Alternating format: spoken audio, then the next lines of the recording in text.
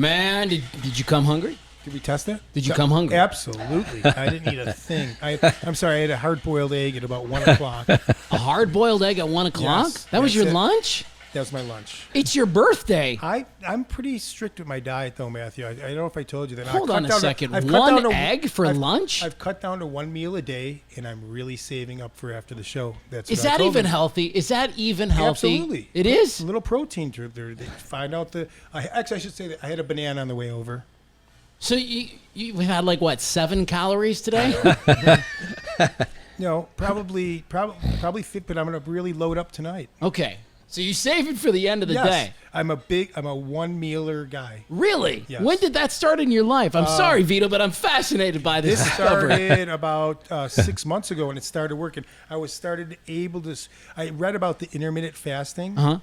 And I started spacing my meals out further and further to the point where a lot of days I was going from 3 o'clock in the afternoon to really not having another meal till 5 o'clock the next day. Having a yogurt and a banana. Let me see how Vito feels about that. Vito, are we thumbs up on that? I think I'm thumbs up on that. Every once in a while I do that, but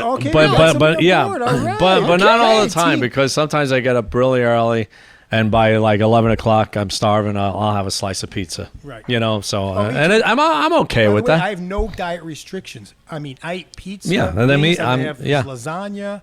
No diet restrictions. I eat everything, but 1 meal a day. But you go to the gym. I do. So do I. Exactly. So you know what? If I have to have like this, then I'm okay. I want to have this conversation real quick, because I have a question for you, Vito. I noticed when I don't go to the gym, I almost feel like I don't even need to eat. Yeah, my appetite really is affected by my when you don't go to the gym. Yes, I'd like to say if I skip, something happens that day, I don't feel like... No, I usually get... For me, I usually still get... I still get hungry. Okay, here we go. I still get hungry, yeah. You found it. Let me wrangle everybody back in. So we're here for our Move the Needle podcast, and we're at Brooklyn V's, and I've been looking forward to this one for a long time. Yeah. Excellent. And mostly because of this gigantic slice of cheesecake that's on the table now, which we are going to celebrate today because it's your birthday, Yes, Steve. Absolutely. Sorry to bust your chops so much on your birthday, but listen, 1 egg and a banana, you might need more fuel than that.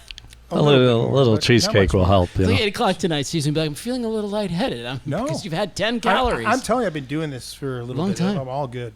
Okay, I'm happy about it. I'm more. I'm one of the running bet. You're going to go on and turn to Veto. This is we do have money on the table. We have real money on the table. Yes, we do. About something here. And so Vito, let me ask you this. First question is: Brooklyn V's been in this location how long? 11 years. Okay, and you have 4 other locations, 5 Correct. total. Yes, 5 total, yes. Is owning a restaurant, stay with me, Steve, is owning a restaurant like having children? Is the more you get, the easier it just becomes because they sort of find their systems and they all know it's definitely not. Not that way. No. It's tough. The only thing is because you kind of you have to watch all the locations, and it becomes a little tougher because when you have one, you could kind of focus on one. When you have 2, then you spread yourself a little thin, then 3, and you do need help, because if you don't have the help, it's not going to happen, So it gets a little tough. But all in all, it's been good, thank God. So I'm happy, Yeah. Have you always been in the pizza business? Since I'm 13. Wow. Yeah. What part of Brooklyn are you guys from? Bay Ridge, Brooklyn. Bay Ridge, like Dyker Heights, Bay Ridge, Bensonhurst, where they did the John Travolta show, the Saturday Night Fever. Nice. So all around that area, yeah. So lived there all my life. Were you like a pizza delivery guy, or do you work in a kitchen? No, I used to. Well, my brother-in-law had a place. I used to just help him. I just used to help him out, and I knew the family, and I liked it. So the brother-in-law was the kid. Yeah. So the family. Yes. Had to be in the business. You want to get to the bet? You want to get to the bet? We want to talk about your cheesecake. Okay. We have money on the table. I think it's what do you think? Well, I said I know it's a family recipe. But I say it's either your mother's or grandmother's. He said it was yours. I say it's yours. I say you've taken all of the things that people have or given you. Do I have to pick mother, grandmother? Are you going to give me that much leeway? No, I'm going to give you that much leeway. Well, it really doesn't matter because you're wrong. Okay. Damn, so man. no, it's my recipe. It's my recipe, yeah. Right, so I did make cheesecakes before, but I also worked in other places. They made cheesecakes, but I find it to be like too sweet, and I love sweets, but I don't put as much sugar in here, and it's good because when you start eating, you kind of want more. But if it's too sweet, you start eating, you're like, okay, I had enough. You know, and you could probably tell. I mean, hopefully you like it and enjoy it. It's your birthday. Go ahead. I'm getting ready in a second, but I want to give the preface, and I know what Vito's talking about. The reason why I said that is most Italians, know that, they have hand-me-down amazing recipes. Yeah. And anyways. Yeah, they do. I'm proud of you. I'm Happy proud of you. birthday, Steve. Here we go. Because I'm a cheesecake connoisseur. Now, my wife makes a cheesecake that's out of control good. And to me, it's all about the graham this is cracker. out of control good. the cake, the crust. Nice. Very soft. Soft texture, but the crust. Take some strawberries. Yeah, but now the coffee's good too. Good. Do you find it to be like overpoweringly sweet or no? No, delicious. I love the texture. Yeah. I have a question. How many people will listen to a podcast of us just eating cheesecake for a half hour?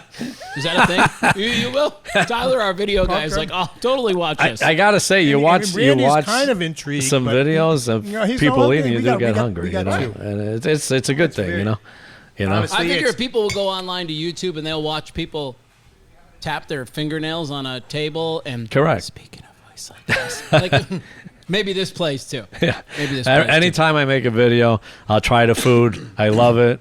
And when you're eating it in front of everyone, it gets them in the mood. And not because you're here. Cheesecake. Good I job. appreciate it. Not because you're here, because I lost the bet. Yeah.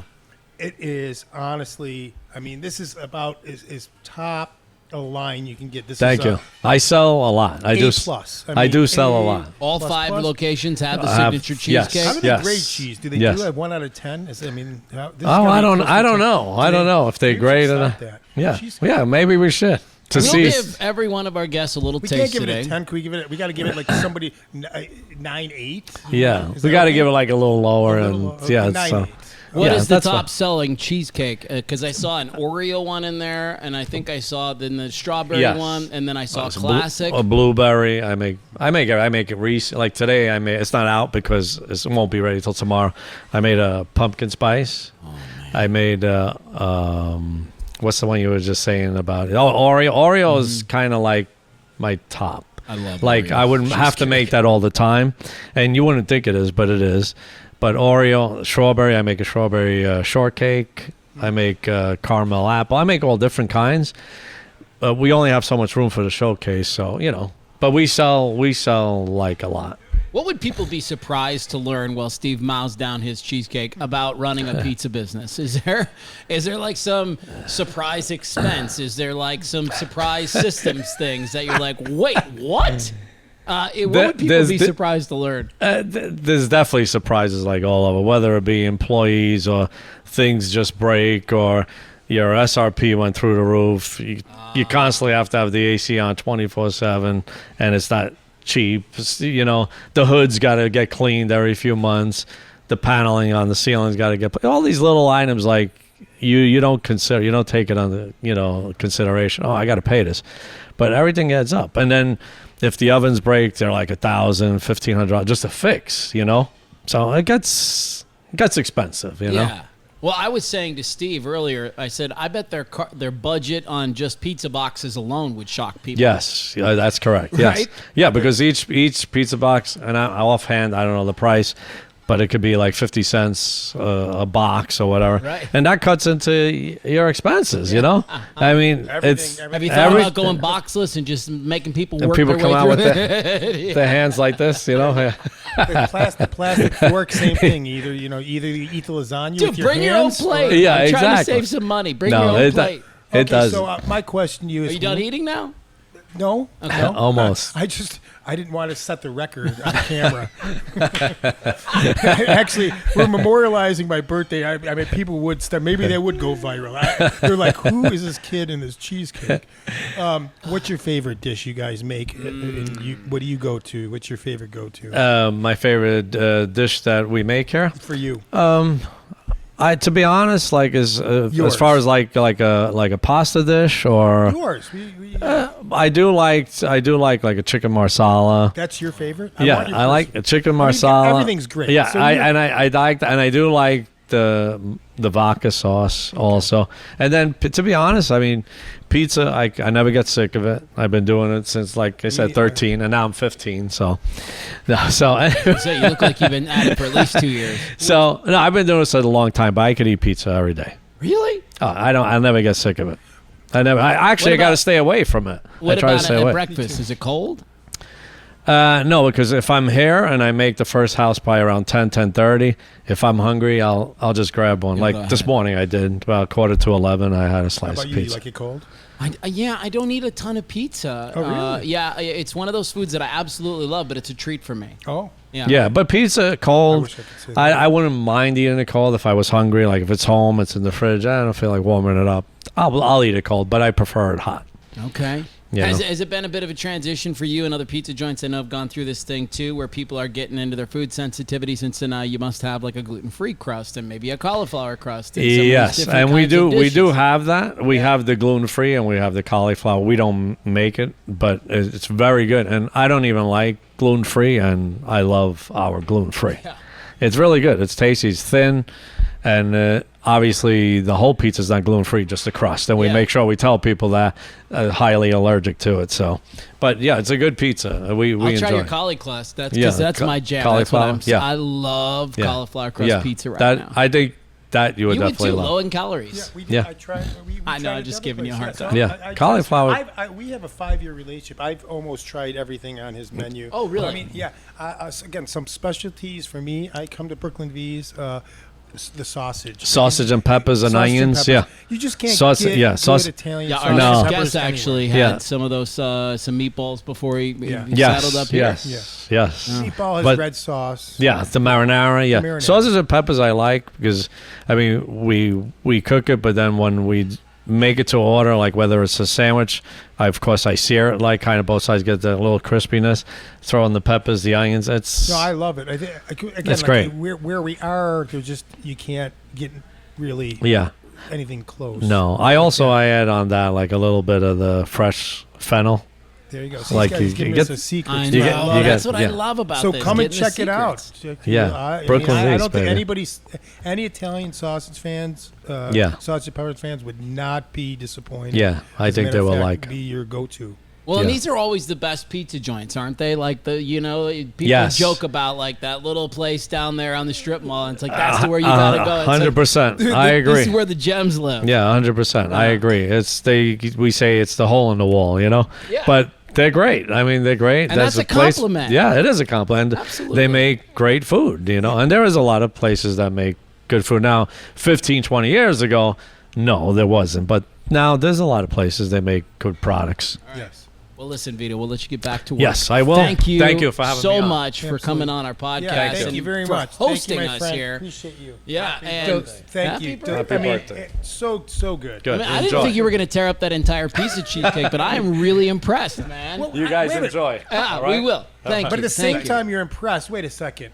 You're impressed, but you say I had only a banana, and that. I mean, this is like. I know. This so is my this lunch. affords you the ability to go all in. Yeah. Okay. Yeah, and. All right.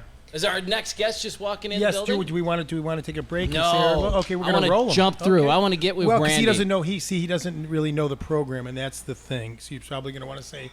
We'll welcome him to the let's podcast, welcome- and we'll say have a hey, seat, Jerome. and you're going to be our next guest in a few minutes, dude. There we go. Yeah, okay. All right, there you go. That's how we do it. All right, you're Nice you're and in loose. control. It's my birthday, so It's I'm your a little birthday. You don't loose, have to be in control. Randy Can't Duren. wait.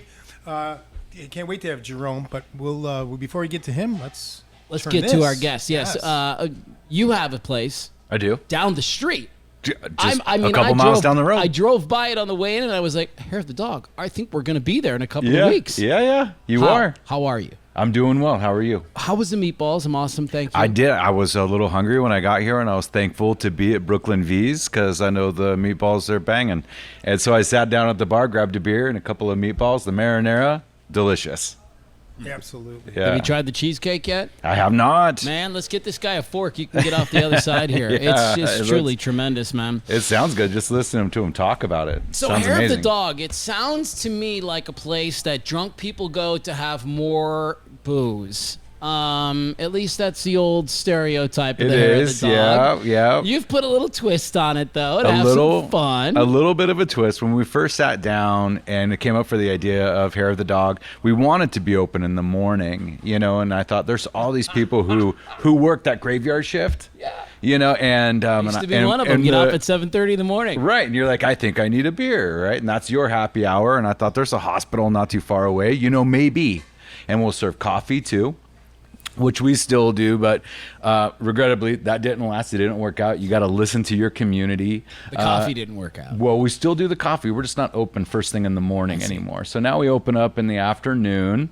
But the other end of what made Hair of the Dog different and a little bit special is that we're dog friendly, and that's really what we're all about, is creating a place where people can bring their dog with them. So when you say dog friendly, there's a lot of places that allow dogs. Yeah. Tell me about what makes yours different. Did you guys take it a step further? Oh, absolutely. We have adoption events all the time, and really we don't run an event without trying children to. Or dogs? Children we tolerate, dogs we encourage. But both, but the puppies go faster. Yeah, way faster. Way faster. So, for instance, at the end of this month, we're having our Halloween party, which for us, it's a dog costume party. You could dress up with your dog if you want, but really it's about the dogs. That's and cool. then we attach to a rescue every year for these events. And this year, the rescue is Freedom Frenchie, who helps these poor Frenchies have the surgeries that they so desperately need, and they need funds to make that happen. And so, we do what we can to help get them the support that they need. Do you ever have any situations on the patio where one dog's sizing up another dog and there's like a little bit of a battle for the space? Not so much. Sometimes these guys are I think more excited than anything. Yeah. But also I think owners know their dog. Sure. And they know the behavior that they can expect to see from that dog. And for the most part, everybody's really courteous and respectful and responsible about bringing their dog. Okay.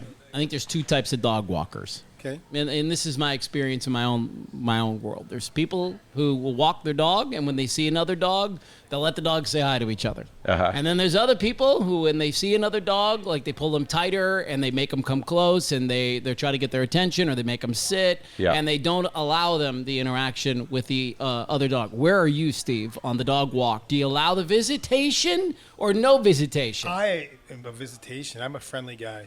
Yes. Absolutely. What about you? Always. I think it depends. I'm going to try to read the situation and see how that other dog is reacting to my dog approaching. Okay. And if it doesn't feel safe, I might be hesitant. Yeah. And so it's just about reading that body language from the dogs to know, and just do a proper introduction rather than just let them run free. I think it's good for the That's human, a better for the answer than I was handler. going to give. It's just a very to cautious answer. I think I was a little bit moved. I approach every dog with my dog I let him in off the leash. in this way, where I'm like, what if this is poor Millie's last day on Earth, and this is it? This is how it ends for her?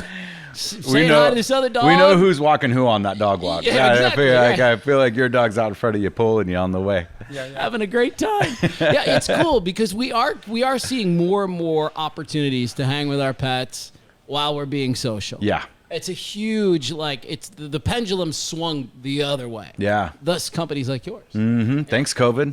Yeah. We spent a lot of time at home falling in love with our pets.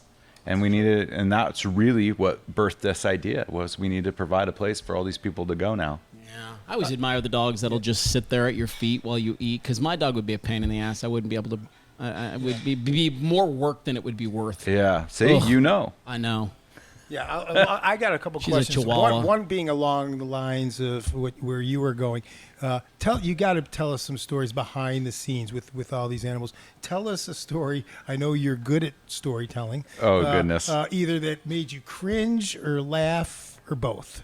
Well, with dogs, you never know what you're going to get. So And I remember it was last year. It's the over-under. There's poop involved in this story. Yeah, you saw that one. Oh, no, I didn't see. Oh, let's go. No, and sometimes. Oh, Matt, don't ruin it. It's my birthday. All right, sorry, we have over 50 dogs participate in this costume contest. It's grown to the point where we shut down half the parking lot now because we had them all inside. And it was such a tight environment that it was really stressful for the people and the dogs.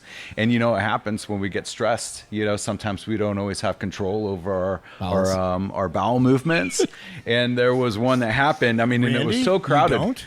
No, well, Just kidding. You do because you only have an egg and a banana, so there's nothing really to let go of. So that's why you're in full control. I'm just, Sorry. I'm bringing it back. Sorry. So, Bring it home.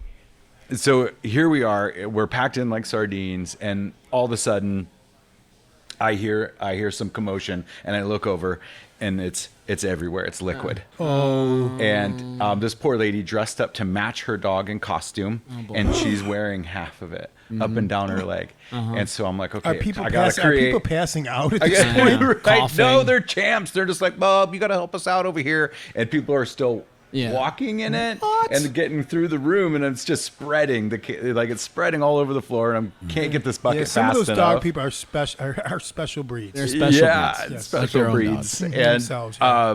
and bless, I would be out of bless there. bless this woman. She finds a hose out next to on the patio, sprays off, and keeps going. Goes and goes she right does. to I thought the, surely goes right she's to the outta keg here. and fills. Just I a thought golf she's clap outta for here. that- She wasn't that outta kind here. of- That follow through. She goes Yeah. right. She goes right back to the keg. She was and thinking, fills up one the more Yeah, beer. one more beer. And we're gonna Hilarious. walk through. We're gonna walk in this competition today. So help me understand Hair of the Dog. I walk into your establishment. Yep. What do I see? Give me a visual.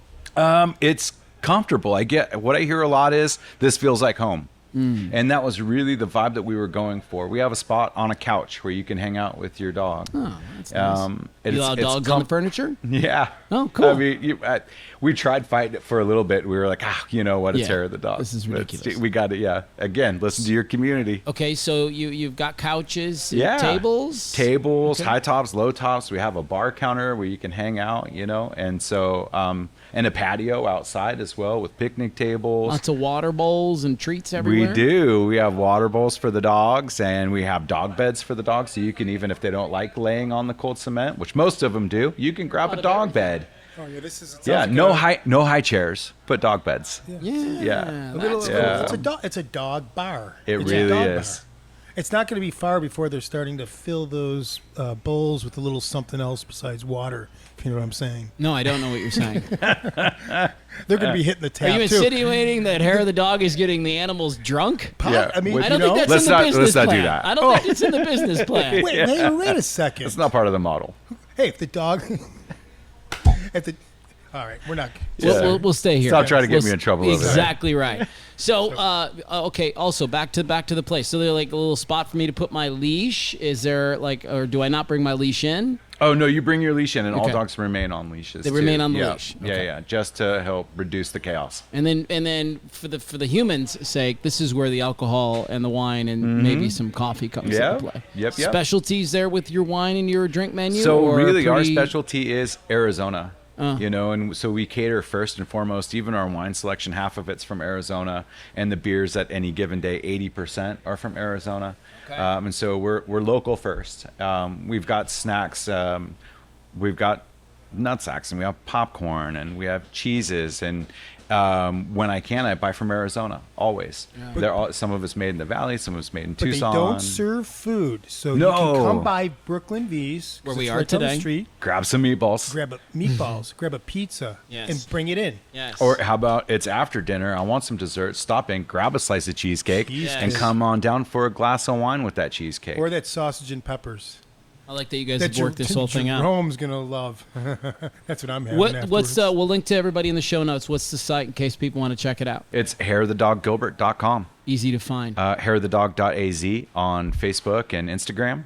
Okay. Yeah. Well, we look forward to being there next month. Next month. just in a few weeks. Yeah, just a few Can I weeks. bring my dog? Absolutely. I hope you do. Bring Would your you- dog too. Sore subject. No, but if I could, I you're would. going to get it for the day. This is my thing. This is Oh, okay. You're going Can to get I it for the do day it? for the. I think Can so. you ask? Yeah, for sure. Maybe if you ask. Maybe. We're behind you, Steve. What's your dog's name? Millie. Mine's Molly. Molly. That'd be so cute. It would be cute. Millie to have and Molly. But guess what? My dog is a Chihuahua mix. Really? I swear. If I showed you a picture, maybe I'll have you call my ex-wife, who won't let me visit. Don't my get dog. me involved in this. I don't want any part of this. Anyways, I'll see you for the podcast, Thank you. Randy. Thank Hey, you so sounds much for good. coming Thank on and you. being with us. Thank you, Mathew. We're going to take a quick break. When we come back, we're going to sit down with the Jerome Daniels. He's our local legend today on our Move the Needle podcast. We'll see you in just a minute. What makes Bella Set lingerie so unique? For starters, check out the vast selection and size range. Cups from A to K in styles like balcony, plunge, wireless, strapless, and more, including mastectomy and maternity bras. With superior customer service and free professional fittings, it's the go-to bra shop in the East Valley. Locally owned, with 2 locations in Ahwatukee and Gilbert. Check out our glowing reviews on Google and Yelp. Visit bellasetlingerie.com to learn more. All right, bud. Let's sit back down, grab a cup of coffee. Absolutely. House that cheesecake. Gone. Proud of you. Gone.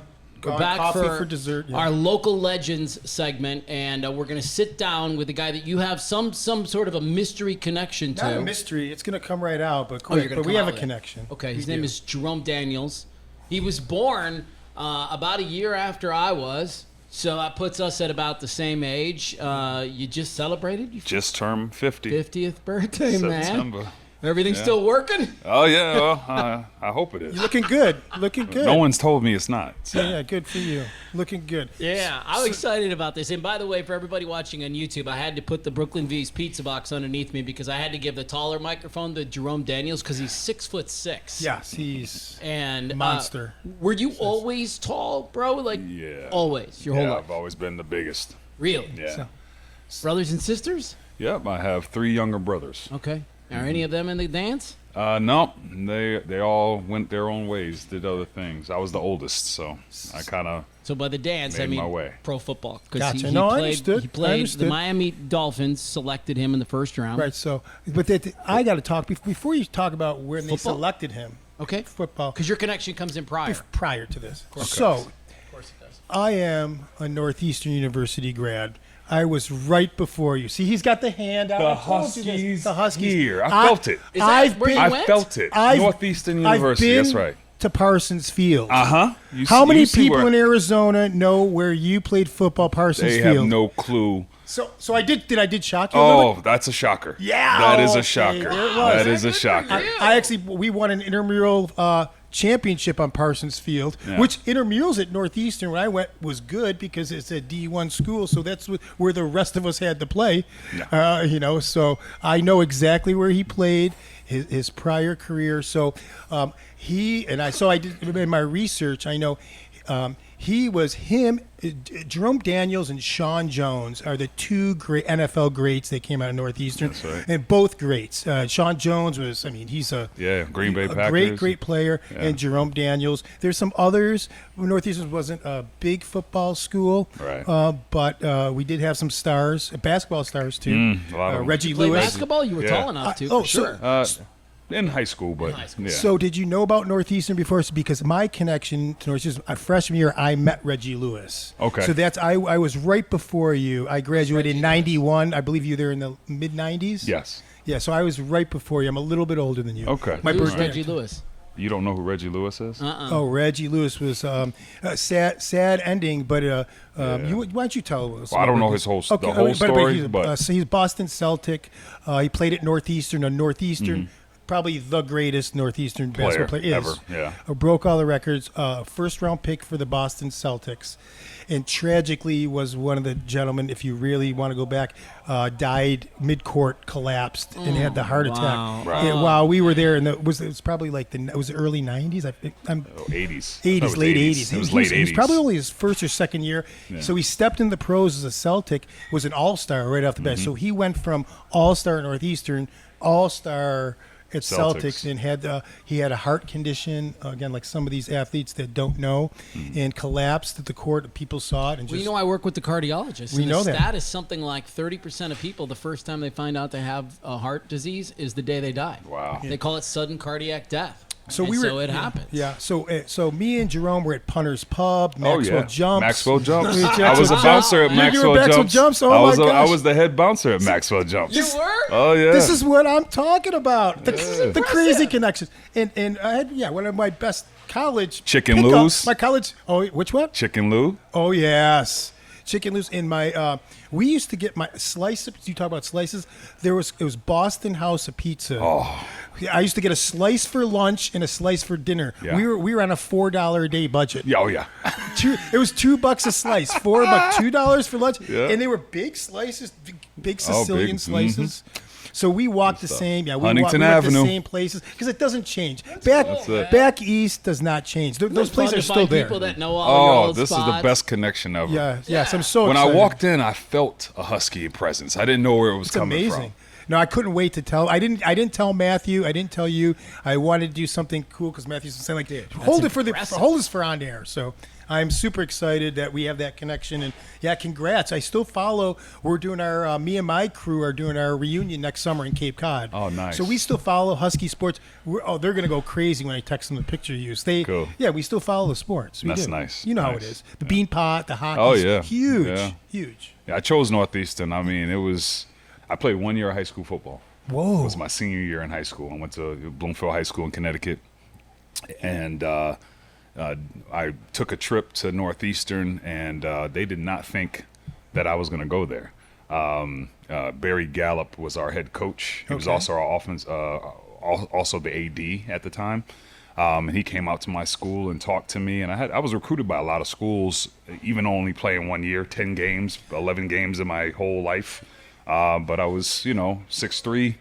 I was 285 pounds, Wow. and I could run and jump and do all those things. You can't manufacture But I was that. 16 years old. I was turning 17 as a freshman in college. So when I got Young. there, with the whole recruitment thing, they just thought there's no way he's coming to Northeastern. He's going to go to one of these other schools. But Northeastern had the best academics. Yes. I didn't think I was a good football player, but I did want to go to the most expensive school I could choose at Northeastern. And that was what my dad still talks about that. So I Trust said, me, if I'm not a good football player, I'm helped going me to out pick there. the most expensive scholarship I can get, Yeah. and that was Northeastern scholarship. So I went it's to an expensive Northeastern school. thinking, Coach Gallup said we're not a big football school, but 99% of our student athletes graduate, and that's all I need to hear. Yeah. Oh man. So I chose Northeastern not because Did I you was do a the great co-op football program? player. Did you do the co-op program? I did, yeah. I See, did the co-op program, a lot of Oh. people don't know about. So I was in pre-law. I briefly told you about this. I went to school to go pre-law. I was going to do the whole thing, go to law school. I did a co-op for a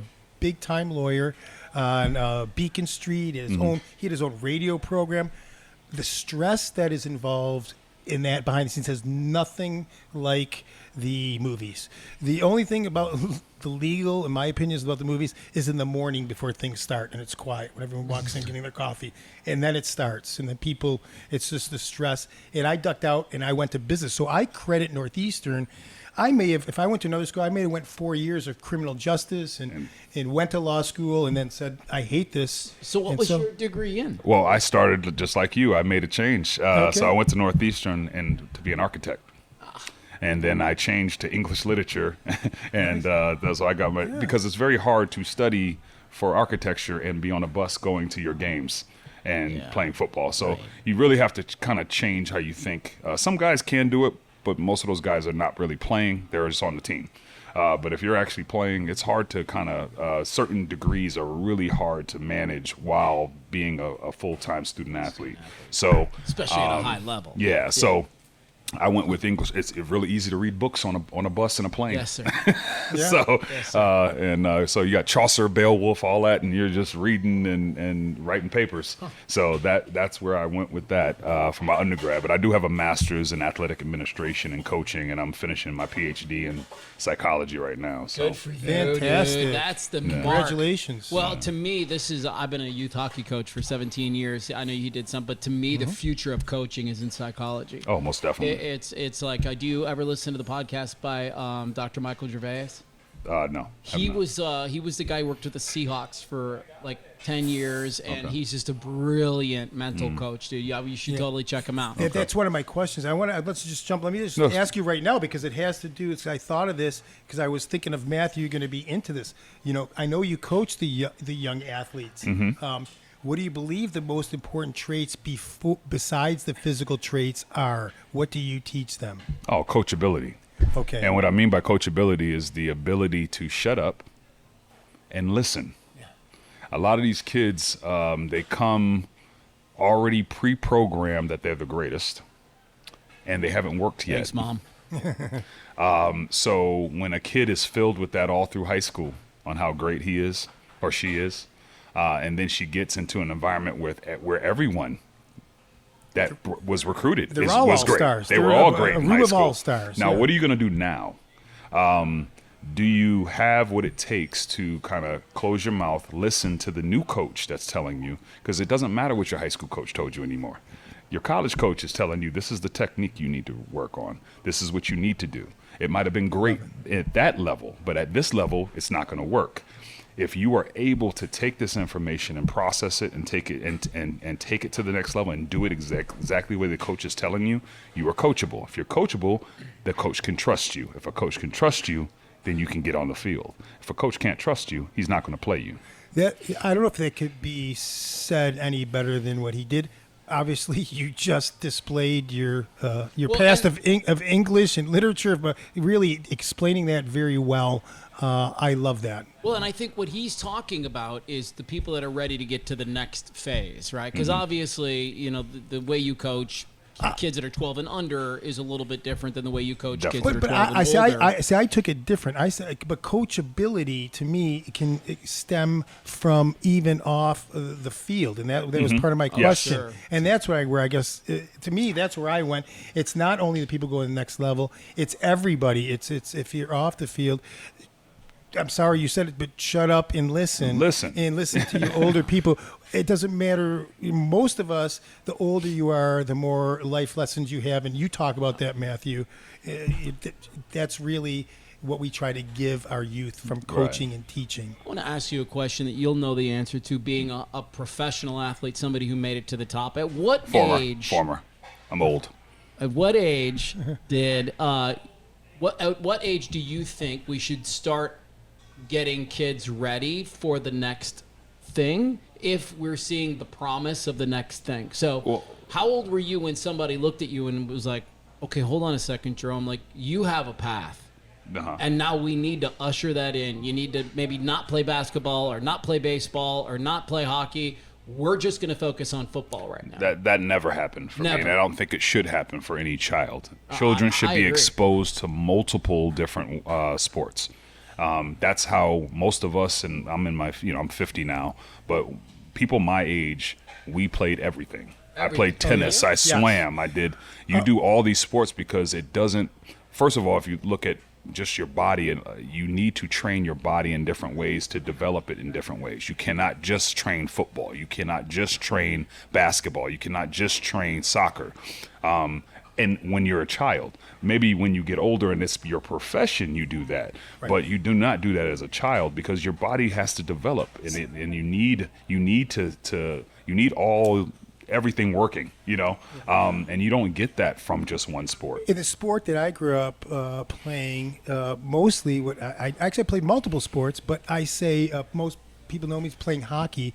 I actually very early recognized that we did that. So in April after Easter, we put our hockey bag went in the garage, and then we were playing. It was baseball season, and we didn't touch a hockey puck or a hockey stick till August, till we were playing again. And miraculously, players came back, your friends came back better. You get better by playing other sports. Your hand-eye in baseball helps with your shooting in hockey. And then that's what you're talking about. And that's why we used to have a lot of more ambidextrous athletes that would be able to play the Deion Sanders, those type of players that could play.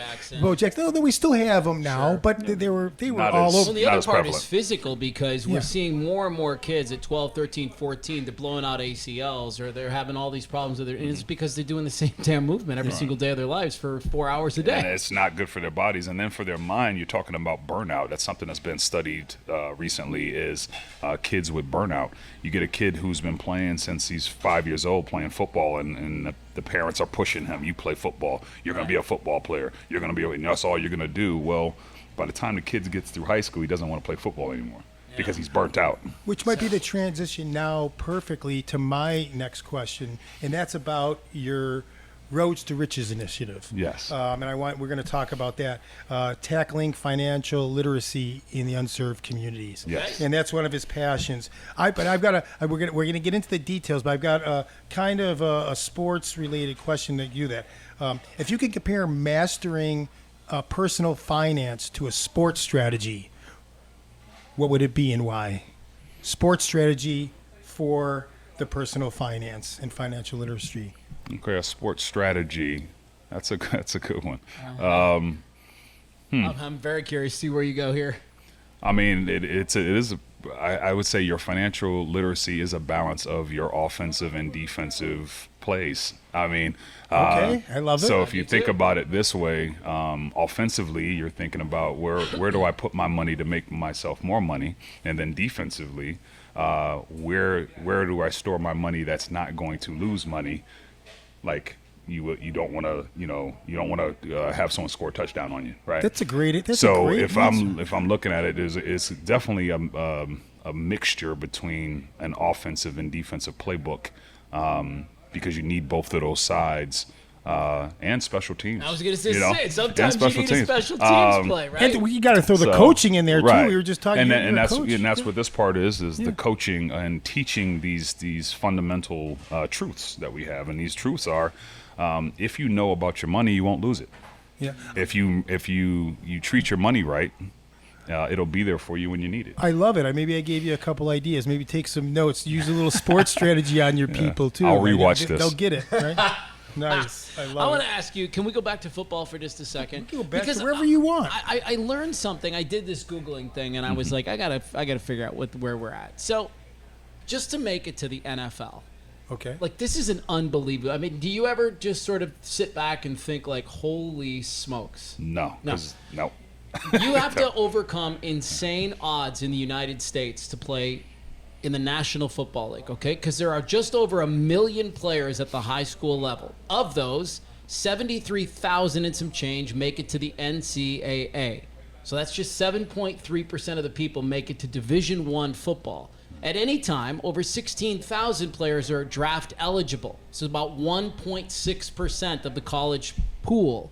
And then only 259 players are actually drafted in the NFL. That is a minuscule 0.016% of the eligible pool makes it to the NFL.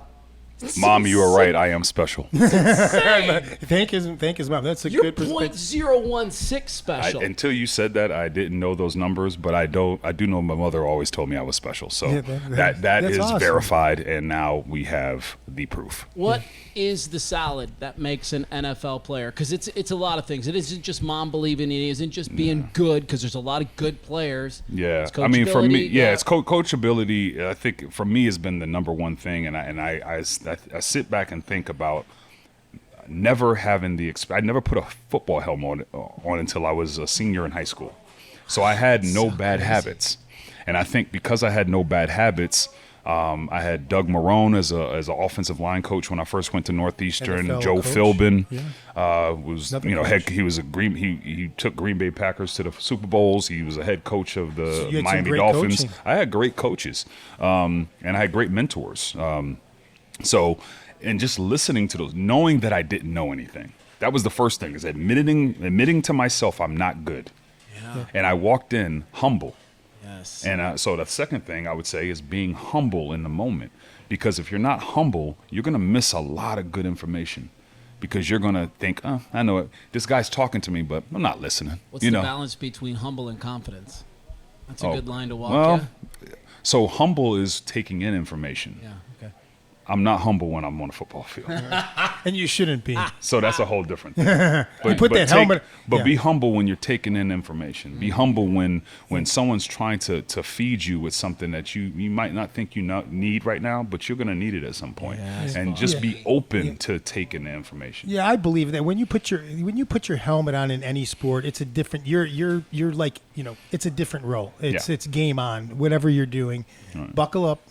Buckle up the chin strap and game on. So I love that. What are the most significant differences between college ball and the NFL? Or what's the, from the minors to the majors, what's the biggest difference? I would say college, you are definitely building relationships because you're with these guys for 4 to 5 years.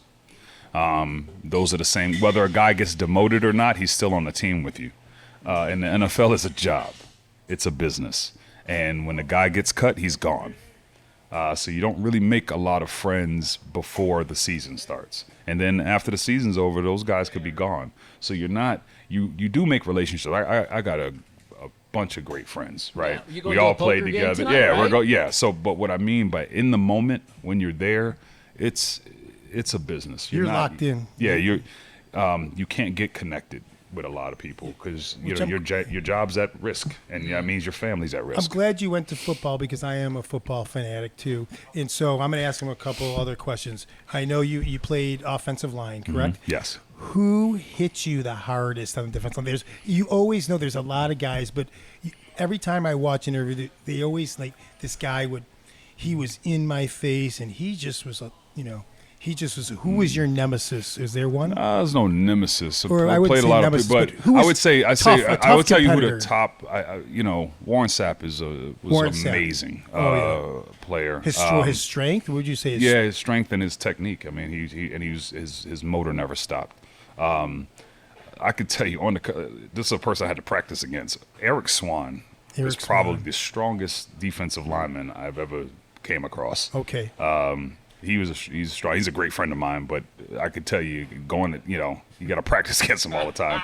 It's not fun. So I love these questions because bottom line, just like you said, they're all great. I mean, you're talking about the top. That's what I mean. You get to a point where everybody can do the thing. But then you get to the kind of the nitty gritty, the real answers. Come on, who really stuck you hard? Who really got you got that? And he answered the question. I love that. Shit talking happens. No, a lot. A lot. Yeah, because the confidence is there. There's no humbleness there. Like the humble thing you're talking about is no longer present when people are paying you to play. Does it start like from play one, like the first time you line up, do you get your head up and look at the guy in front of you and say, I'm coming all night long? Oh, my eyes are always up. Yeah, really? You have to. As offensive lineman, plays change within seconds. And responsibilities change within the movement in front of you. So there's a lot of things that are being calculated right before the snap that you as a person watching the game would never even comprehend. Last question about football. Okay. You played for the Ravens, you played for the Cardinals, you played for a couple of different teams. What are the differences between football fans as you experience them? Not better or worse, just different. There, I would say each team had different types of fans. Got it. So our fans, the Dolphins fans, are true to Miami. I mean, they rule. Some of the toughest fans are the Ravens fans. They love their Ravens tough team. They kind of adapt that persona. How about my team? I gotta always give a shout out. How about my Bills? Tell me you've been. Have you faced the Bills Mafia? Yeah. Oh yeah. Tell me about them. Let me tell you, Ted Williams is the biggest human being I've ever played against in my life. Really? He made me look like a little kid. They were solid back then. No, he's wide. Oh, he was 6'9" or 6'8". But he was 6'9". like 2 you wide. Oh, right? yeah. He made me look like a little kid. And you weren't small. You were No, 6'3". I was one of the largest players in the league when I first got in, and I was 6'6". By the time coming out of high school, I was 6'3", 285. When I graduated and got drafted, I was 6'6", 365. Oh man! And he was 440 or 430. Is that just tons of pasta? Yeah. What is that? That's a lot of eating. That's a lot of everything. It's a lot of eating. So you're backing up tough place to play, Buffalo. Was it a tough place to play? I know you want me to say that. Oh, Come on, man. but- Orchard Park is a No, walk. no, I think- actually, if he doesn't say that, that's the sound Philly, bite that I Philly want. would suck to Oakland, play in Oakland Oakland. Raiders. Okay. Was probably the hardest. Yeah. Okay, so you Yeah. hear the Buffalo, Just because the of the Bills fans are Mafia crazy. fans. Jerome Daniels says, okay, you're probably ranked about He said probably they're 5. soft. That's exactly He what didn't say said. so. I didn't He say said- that. I didn't say that. He didn't say Let me some. say Buffalo. The Buffalo fans are great. They are true. I mean, they love their team. Anybody that can be in that kind of cold Top 5. for hours. You got to give him top It 5. have to be a tough group of people. Okay. So they are a tough group of people. You know, like I would think, as a casual NFL fan, walking into Lambeau in January would suck. That would suck too. It's just like the Buffalo. It's just like in Buffalo. And you know why? Suck, Because you know why? Huge human Chicago, beings running you know? into each other full Those speed. places are. While you're tough. freezing. Like, have you ever been outside and you've been cold and you like hit your hand funny Anything. on your car and you're like, oh my god, I thought you broke. Like Yeah. that's the whole game The for coldest I've ever felt was we were playing. We just beat Dallas at Dallas in the playoffs, and we went to the Vikings. you. Oh man. And just the walk. I Now, grew they play in up a there. We used to dome play at the time, outside. so there was in a dome. But the walk from the bus to the tunnel was the coldest walk of my life. He remembers it. And I'm from Hartford, Connecticut, yeah, where it's where it cold. gets So chilly. let me tell you, Minnesota cold is a whole different type of cold. oh my god. So are we ready to transition back Yeah. from the football? 100%. It's just how do you not talk about it? I mean, do I know. you look back at that part of your life and are you, because I had a charmed radio and television career and I look back on it with such fondness. It was such an amazing time in my life. Yeah. You look back on your NFL days the same way? Sometimes if I can remember some of the stuff I can't, you know. Is you your just head, don't- are you Yeah, having a hard well, time with it? Sometimes Yeah. we deal with a lot. So, but we push through. Okay. You know, What are you push through. doing for yourself? I mean, if we can talk about it, like, do you have to I get some go see my doctors and stay up on it all? and try to stay up on it. But you know, and you don't realize what you're missing. Your wife does. your wife tells you, today you might be a little off. Are you all right? Your balance is a little off. Those kind of things happen to us. Yeah. Because of the hits, man. Yeah. And as an offensive lineman, that's all you're doing. So Head contact Mm-hmm. all day. But he's doing amazing things in the community. I know, let's get back and to that's it. let's get Thank back you to the for- you know, for the obliging. role in the community, the Be a Mushroom Foundation. Yes. That's That where is it's it. at. I mean, now he's doing very impactful things. Let's talk about it. Okay. Talk about that. So the concept of the Be a Mushroom Foundation is something that my wife, Lisa Daniels, she's a Air Force veteran. Oh. Yeah, and she's a nurse. But we came up with this concept of Be a Mushroom. And people are like, what does that mean, Be a Mushroom? Well, mushrooms grow in any environment. And we want our kids to be mushrooms. I love because it. mushrooms grow in any type of environment.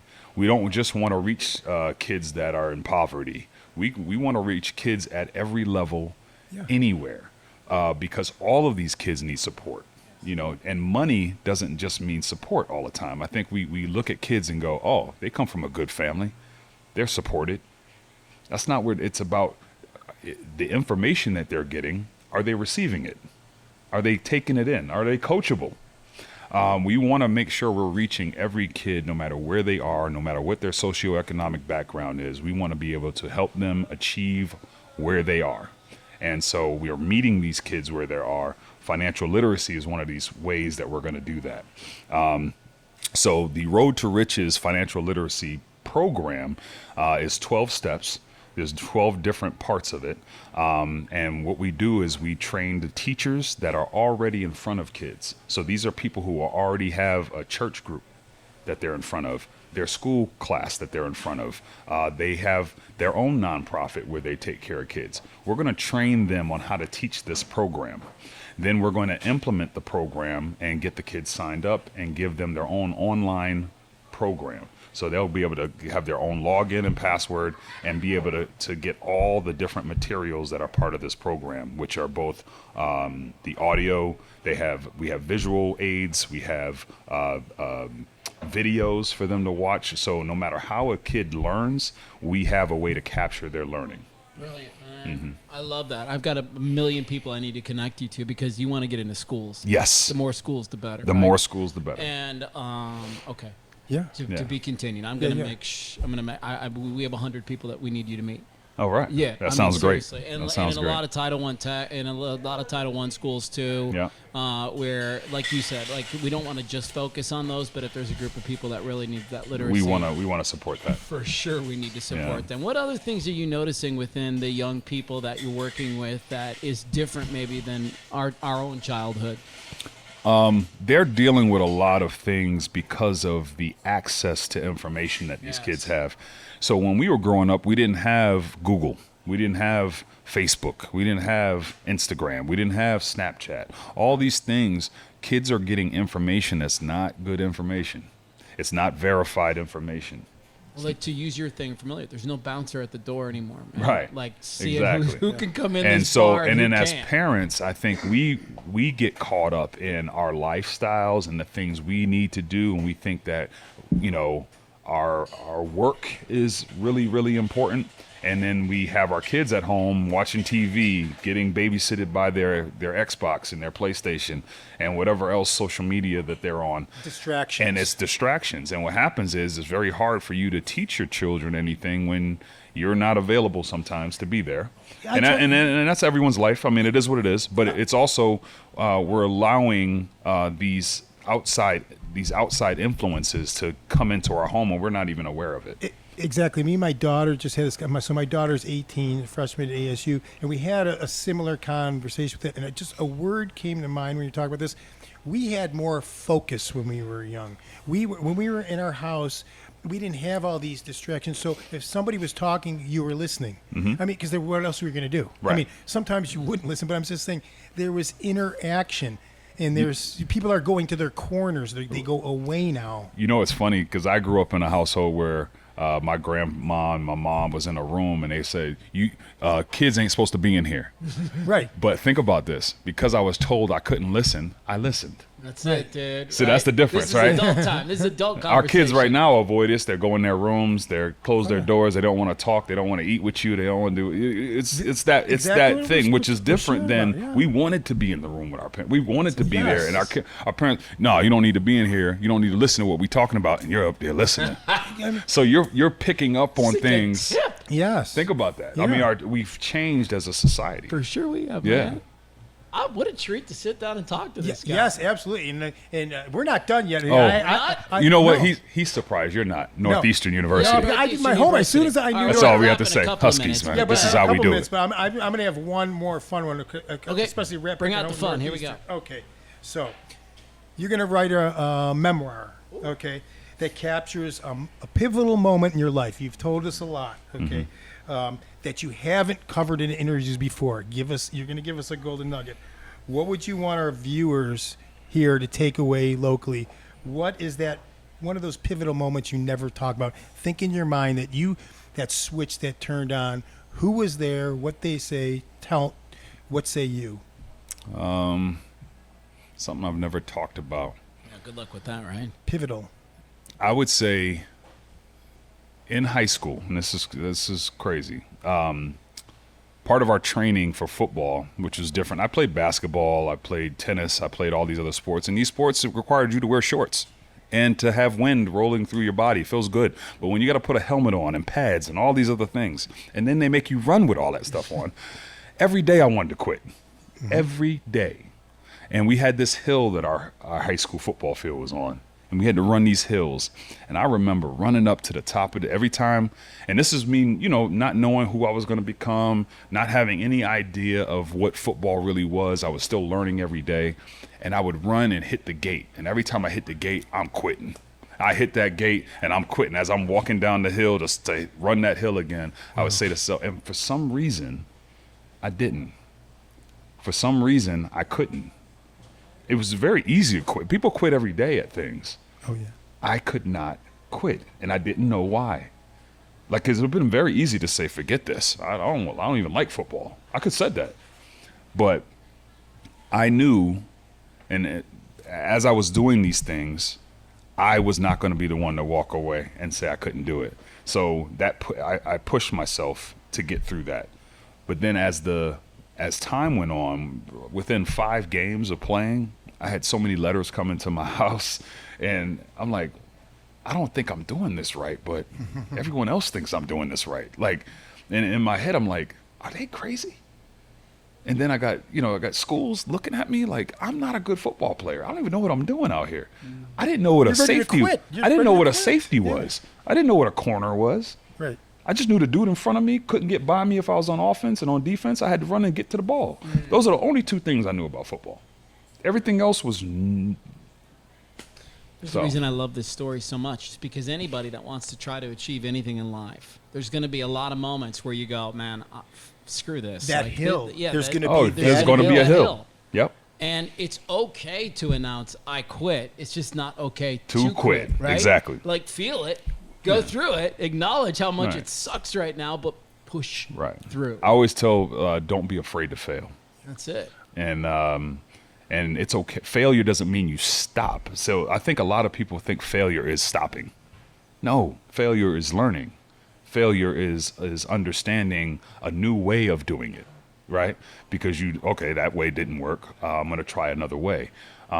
So I want to continue to fail the rest of my life because as I keep failing, I keep learning and I keep, If you're not failing, you're not trying. You're exactly. basically saying, yeah. So thank you. By the way, thank you for that answer. That was a great answer. I know it took a little thought. Yeah, okay, I appreciate that. It's a Northeastern question. Thank you. Yeah, yeah. It was pivotal. And then the hill. Now we're going to walk away from this. We're going to think about Jerome. We're going to think about that hill. That's what my takeaway is going to be. Don't give up. Don't give up the ship. Nope. Don't give up the ship. No. Keep on keeping on. Swimming. My brother, fellow Husky. He never thought he was coming here today to share that. I did not. We walk in the same streets. I love it. But I do want to tell you about a couple of things we're doing. Yeah. Okay, let's do it. So with the Be a Mushroom Foundation, we partnered with the city of Chandler. Nice. And we're going to take care of their Section 8 housing and other children that are in families that are in need of this financial literacy project that we have going. One of the ways we're raising money is on January 25th. We're doing the Road to Riches car show in Chandler. And it's going to be, we're using the City of Chandler parking garages, and we're going to fill those parking garage with different types of exotic and hot rod vehicles, and we're going to have a show where families can come out. We'll have vendors out there, food. It'll be from 9 o'clock to 1 o'clock on January the 25th. We cannot wait. It's going to be our first one. And this money goes to help promote this program through the city of Chandler so that multiple children have this opportunity. Have you met Kevin Harkey, the yet. mayor? Yes. Okay. Yes. Yep. I was like, because we just had him I on our met show him, last week. We did I forgot what school. There was a school that opened, and I actually went out there and met him there. Well, we're going to be doing multiple shows in Chandler, actually, in different parts of the valley. We're going to be connecting, again, for sure. We're going to be helping Jerome, and that's part of what we do at Move the Needle too. Yeah, we want to help this thing. We're starting to get a bench, even pretty quickly, a deep bench of people that we can connect together. Can Jerome be on the starting lineup? Can he be on the starting lineup? I'd run behind him anytime. Actually, like he says, sign me up. I'll be running back. Okay, so you said January 25th. You got the Road to Riches car wash. What's the other thing? And then with Dustin Vermeulen, he has the. I know that name. He's we're having the third annual Waterson cornhole tournament. I helped him with it. We worked on it together last year. It was great. He invited me out and supported the Be a Mushroom Foundation at his event. It's an amazing community event that he puts on, and this will be the third annual. And it's just a bunch of people who love cornhole and they want to raise money for nonprofit. And they featured our nonprofit last year, so we're going to be assisting with that moving forward. And Dustin was the one who connected Jerome and I, and they called Dustin the mayor. The mayor. He's the Gilbert. mayor. So shout out. I thought he was going to be here. Shout out to Dustin. Yeah, he probably got busy, but that's okay. He said you're the main man, and he was really appreciative of what you do and your support. And again, that's why he connected us. Yeah. Well, man, whatever we can do to make you a little bit louder, we're going to do it. I love it. We're going to help you so out. cool. Thank you for coming in and spending a little time with us. For the time. And great to see you. Go Huskies. Go Huskies. Go Huskies, right? brother. Get up that hill. I love that. up that hill. Love I just it. noticed you don't have a pinky finger. What's the story there? I broke it a lot of times and had it cut off. Are you kidding? Yeah. During It's during not like playing? I No, thought it was a after I was done, snowblower or but something it like was that. It was so bad I couldn't bend it anymore. So Dang. now I can bend. I can make a fist. But if I didn't, it'd be sticking out. Everybody would think I'm, Yeah. Did you get to a point where you broke it so many times it didn't hurt when you would break it? Yeah, kind of it a was thing? just if you saw it, it was all mangled. You had and- almost no feeling. Yeah. In it. No. Oh man. All All right, right. that's a tough world. That's It is tough world. that's- And that's being a- in the NFL is no joke, is it? Yeah. Warren Sapp and the rest of was a- them. Yeah. No, thank Some you. great players out there. Yeah. I mean, I was just lucky. I was lucky to be 0.016% lucky, very, baby. very lucky. Thank I played Mom again. 1 year of high school football, 3 years of college football, and I made it to the NFL. So as a draft pick, It was a So, dream, man. Yeah, You said it's it best. Wasn't Mom my s- dream though. yeah, Mom That's the said thing. you were It wasn't. special. It was That's not it. a dream. Yeah. My dream was to get a football scholarship so I can go to It was your college. destiny, I guess. It was my destiny. It Yeah. was not a dream, but it was my destiny. And he's still, and what he's doing now, honestly, and he knows it's built up to this because probably some of the most important things he's ever done. Yes. And he's got a lot more to This do. this has a lot more fulfillment than putting a helmet on. 100% it does, man. All those kids. All Are you right. Legacy, kidding me? man. Those- Legacy. I mean, really, what you're giving them? Oh, legacy. That's what this is all about. Fantastic. Well, let's say thanks again to Vito, Yes. owner of Brooklyn V's, 5 locations, to Randy Duren and his new Hair of the Dog, which is just down the street here in Gilbert. And then, of course, our local legend, Jerome Daniels, for Yes. spending a little time with us today. And a quick shout out to Bella Set Yes. Lingerie. They have a beautiful boutique in Gilbert, now at Tukey, and one of our sponsors of both the shows. So shout out to them and go visit them. Sounds good. Thank We'll see you. everybody next time on our Move the Needle podcast.